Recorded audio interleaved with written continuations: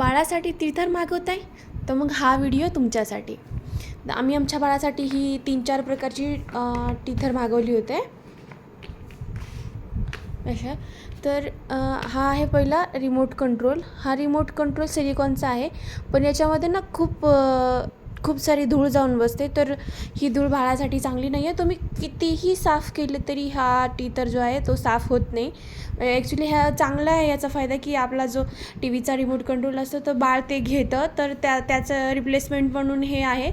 पण याच्यामध्ये खूप धूळ जमा होते, त्यामुळं हे नो. सेकंड हे जे आहेत हे वॉटर फिल्ड टीथर आहेत. तर आम्ही याला थोडंसं क्लीन करण्यासाठी बॉईल केलं होतं, तर हे एकदम चपटे होऊन गेले आणि हे ॲक्च्युली लीक होतात. ह्याच्यामध्ये इथे जे आहे ना पर्पल कलरचं पाणी होतं, ते हे टीथर जे आहे ना लीक होत आहे. सो हे पाणी जर बाळाच्या तोंडात गेलं तर हे चांगलं नाही आहे. सो वॉटर बेस्ड जे टीथर असतात ते बाळासाठी चांगले नसतात, ते अवॉइड करा. आणि हे पण सिलिकॉनचे आहेत, फूड ग्रेडचे. ह्या टीथरला पण आमचं बाळ खूप एन्जॉय करतं, छान आहेत हे पण सगळ्यात बेस्ट टीथर आहे हे. आमचं बाळ ह्याला खूप एन्जॉय करतं.